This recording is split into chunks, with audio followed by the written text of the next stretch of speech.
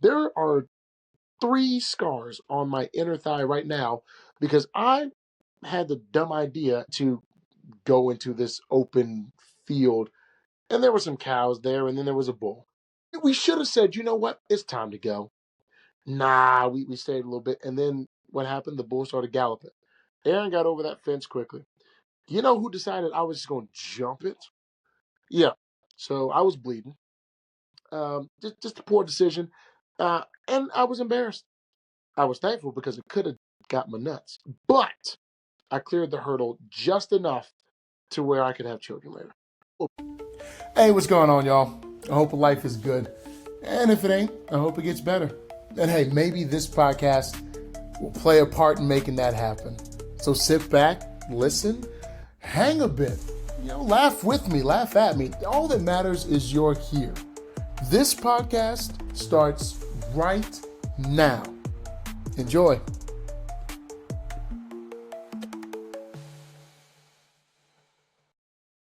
Hey guys, what's going on? My name is Blaze. I'm somebody's dad, just figuring it out. That's the name of this podcast. And I appreciate you listening because you got other things you could be doing, and yet you're tuned in.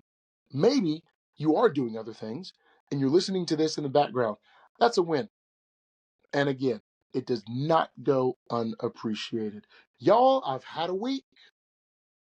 I feel like some of y'all done had a week too. If you lived in the Southeast, you've had a week. It's had some fun times and it's had some annoying times. Maybe some of y'all are trying to not be cooped up in the house. Maybe some of y'all didn't have power. Maybe some of y'all are like, ooh, I sledded for the first 2 days. And then I was ready for the snow to go.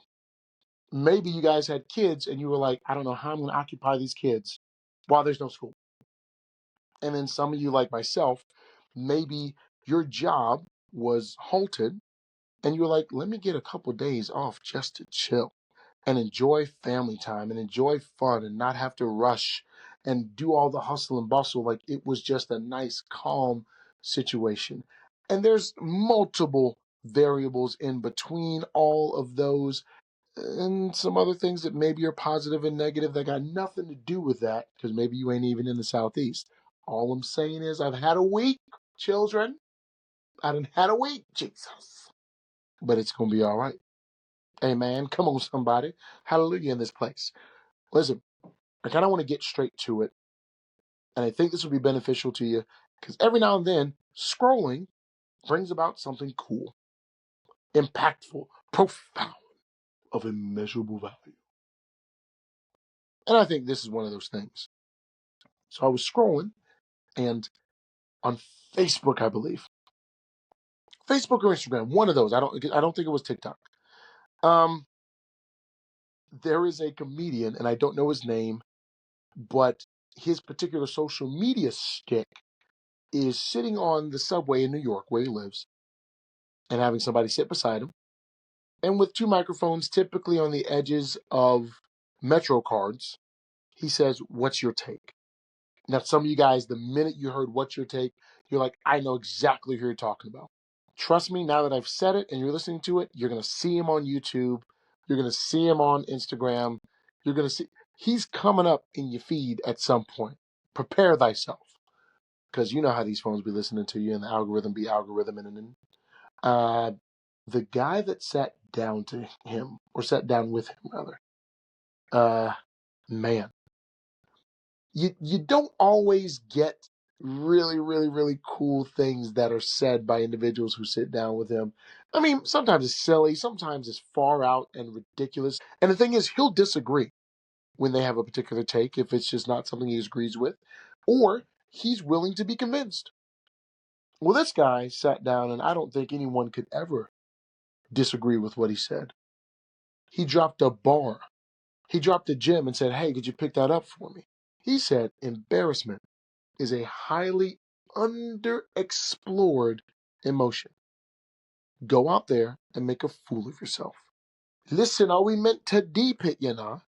When I heard it, I immediately stopped and I was like, are you serious right now? And it's not as though I don't understand that you're going to have to try, fail, and adjust. It's not as though I've never attempted something and not had it go the way I wanted it to go. Nor have I, you know, never had a situation where I attempted something and it just made me feel so embarrassed. Like maybe I tried to jump over something. Matter of fact, I'll give you one example. Easy. There are 3 scars on my inner thigh right now because I had the dumb idea, and shout out to Erin if she ever hears this. She knows what I'm talking about. Where we decided to go into this open field, and there were some cows there, and then there was a bull. Now we're looking at the bull. The bull turns and looks at us. We should have said, you know what? It's time to go. Nah, we stayed a little bit. And then what happened? The bull started galloping. Aaron got over that fence quickly. You know who decided I was just going to jump it? Yeah. So I was bleeding. Just a poor decision. And I was embarrassed. I was thankful because it could have got my nuts. But I cleared the hurdle just enough to where I could have children later. So I know about that stuff, but what he said just hit in a different way. Because I do believe that we've got to get outside of the idea that embarrassment is this horrible thing, especially when you're doing something new. What it made me think of was an equation for embarrassment, simply titled the Embarrassment Equation. It is, follow me now, caring about what other people think, plus a failed attempt at something, minus the correct perspective on what success looks like for you and what failure actually is. And there you have embarrassment. Now let's break down all of those things in that particular equation. Number one, caring about what other people think. Last I checked, there has not been a single opinion of anybody that has ever paid somebody's bill. When has someone's opinion of you ever paid one of your bills? Not never. Also, do you notice that sometimes people can have a very clear and bold opinion on something and then 3 days later have a different opinion? Like, opinions are like farts. Follow me. They are, they tend to fill a space, but give it enough time, and though you might remember that it was there, at least you won't smell it. That's an opinion. And I'm not even saying, listen, it could be a great opinion. The opinion could be maybe not a fart, but like a lavender incense burning or something, right? Still, the lavender smell is going to go away, just like the opinions can change. I also think that what we do when we are embarrassed is we allow the opinions of other people to become bigger than what they actually are in our mind. If somebody doesn't like something, we will add on all the reasons why they don't like it when they've never said a single reason why. Well, I don't like her shoes. Oh my gosh, she thinks my shoes are ugly. I mean, she thinks I'm ugly. Like, oh, she probably didn't even want to be our friend. Whoa, slow down. What are you talking about? She said she doesn't like your shoes. If you asked why, she might say just because I don't like red shoes. So they could have been red heels, red pumps, red sandals, red tennis shoes, red sneakers. But she's like, I do not like your crepes. Simple. But you might have made it into something bigger than it was. Also, we tend to assume people's opinions when in fact, a lot of the time, folks don't have one. Why? Because they're in their own little bubble. They are caring about themselves, thinking about themselves, worrying and wondering about themselves. They ain't got time to be thinking about you. Also, in that equation, we have a failed attempt. Can we take the failed part and just put it to the side real quick? It's an attempt. Do you understand how many people don't even attempt the thing? They don't do the thing, but years later they wish they had done the thing. There are people who are right now, with the utmost respect to everyone's relationships and their statuses. There are folks who are single right now not because they didn't have somebody that would have been phenomenal for them, but they didn't ask them out. You didn't do the thing.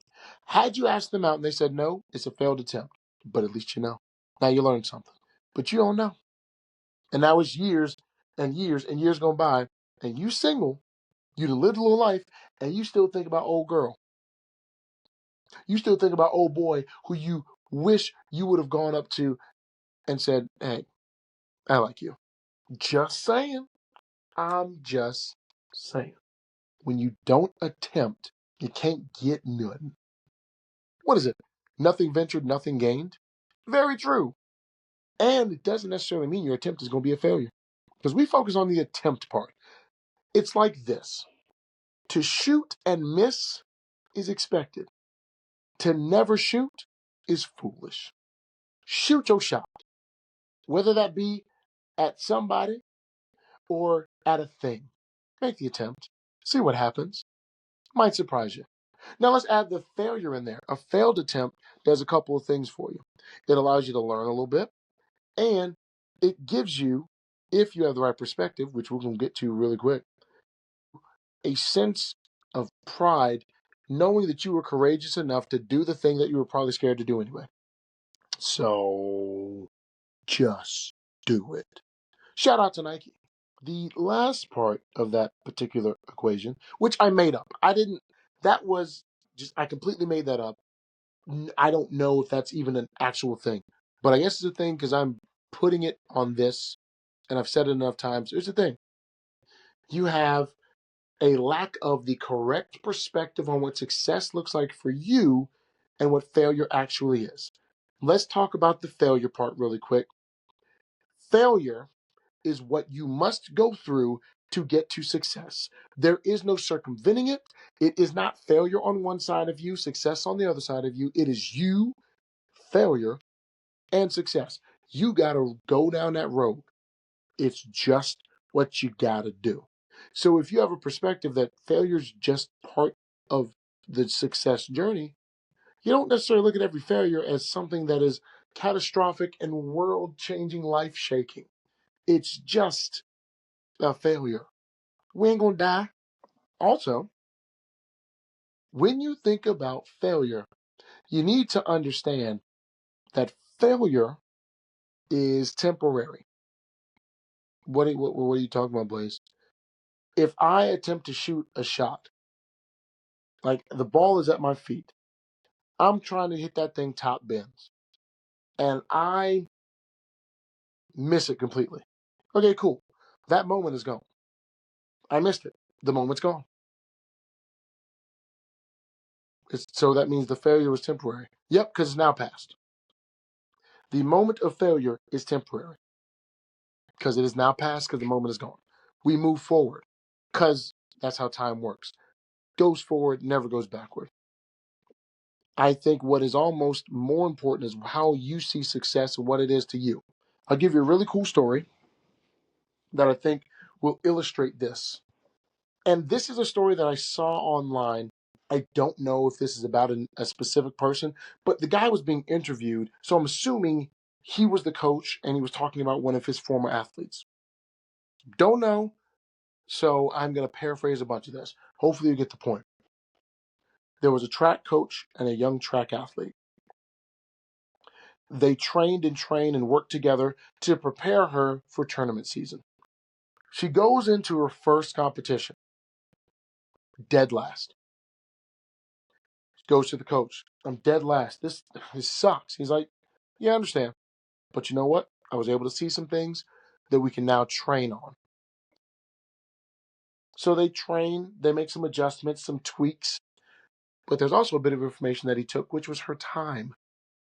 20 seconds. Second meet, dead last. 18 seconds.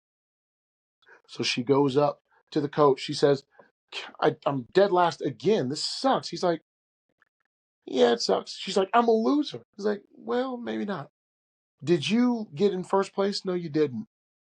But you went from 20 seconds to 18 seconds. That's 2 seconds of improvement. Let's go make some more tweaks. Then the third time, she runs and she gets into sixth place. Wow.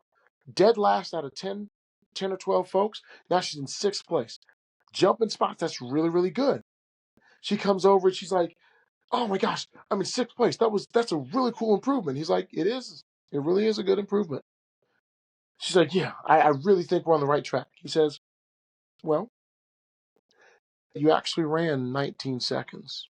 So you dropped back. You're actually slower than your last meet. So what's more important? Do we want to keep improving our time, or do we just want to win a race on the day? And what she started to look at was what success was for her. She had to choose. Do I want to get faster, become better, so that I can win more things, or do I just want to win something every now and then and just be cool with that, but maybe get slower? For her, success became, I gotta get a shorter time. I gotta take a second off here, a half a second off there, 2/10 of a second off here. That's the victory for me. See, if you look at success through a lens of what everybody would assume success is, you might let yourself down. You might get frustrated and you might be disappointed in yourself even when you actually are moving forward and making improvements. But if you look at success from how you benefit from putting in the effort, whether those benefits are incremental, inches, or feet, your perspective now shifts to success as it is specific to you. And that is important. If my standard for success changes every time I hear somebody else's opinion, I don't have a standard for success. And if I don't have a standard, it's going to be very hard for me to aim for something, because it's really hard to hit the target if you don't know what the target is. Hey everybody, that's our show. Thank you so much for taking the time to tune in. I'm somebody's dad, just figuring it out. Hopefully you got something from today's episode. Like it, share, subscribe, get involved in the comments, tell a friend to tell a friend. And until next time, smile a little bit more. Take care of yourself, stay safe, and I will see you on the next episode.